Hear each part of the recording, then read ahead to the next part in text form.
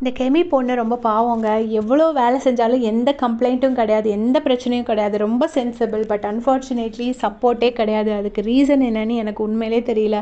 வேறு எந்த சீசனில் வந்திருந்தாலும் நார்மலாக பிஹேவ் பண்ணால் அதுக்கு சப்போர்ட் வந்திருக்கும். இந்த சீசனில் வந்தால் மட்டும்தான் வெறும் நெகட்டிவிட்டிக்கு மட்டும்தான் சப்போர்ட்டு. இப்போ கெமி வந்து தண்ணி கையில் ஊறி ஊறி ஊறி ஏதோ கை வெட்டாகி கெமியோட தோல் ஏதோ உறிஞ்சிருச்சு போல இருக்க. மெடிக்கல் எமர்ஜென்சிக்காக அவங்கள ஹாஸ்பிட்டல் கூட்டிகிட்டு போயிருக்காங்க.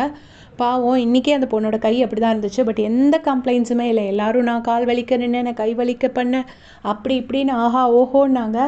கெமி சைட்லேருந்து நோ கம்ப்ளைண்ட்ஸ். எப்போவுமே கனி சைட்லேருந்து நோ கம்ப்ளைண்ட்ஸ். பட் அவங்களாம் தான் குரூப்பிசம் அந்த மாதிரி பிராண்ட் பண்ணப்பட்டு ரொம்ப ஒதுக்கப்படுறாங்க. பட் பாவம் அந்த பொண்ணுக்கு என்ன ஆச்சு அப்படின்னு தெரியாது. இது வந்து ஒரு ஸ்பெஷலாக வந்த அப்டேட். அவங்களுக்கு கையில் அப்படி தோல் ஃபுல்லாக உறிஞ்சு அவங்கள ஹாஸ்பிட்டல் கூட்டிகிட்டு போயிருக்காங்க. வேறு ஒன்றும் பிரச்சனை இல்லை. இருந்தாலும் ஒரு எமர்ஜென்சிக்காக ஹாஸ்பிட்டல் கூட்டிகிட்டு போயிருக்காங்கன்னு சொல்லி ஒரு அப்டேட் வந்திருக்கு. இது வந்து ரொம்ப ட்ரஸ்டபிளான சோர்ஸ்லேருந்து தான் வந்திருக்கு. ஸோ பாவம், சீக்கிரமாக அவங்க குணமாகணும்னு நான் நினச்சிக்கிறேன். தேங்க்ஸ் ஃபார் வாட்சிங்.